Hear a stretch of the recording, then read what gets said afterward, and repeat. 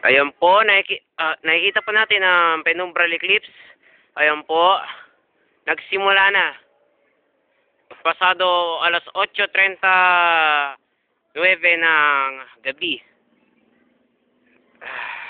Ayan po, nakikita po natin ang kadiliman ng doon, unti-unting dumidilim. Pero, konti lamang yon. At yon. Yan na po. Tingnan po natin.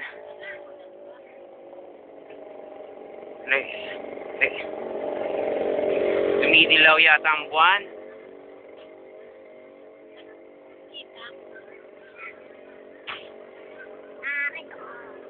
Medyo malapit.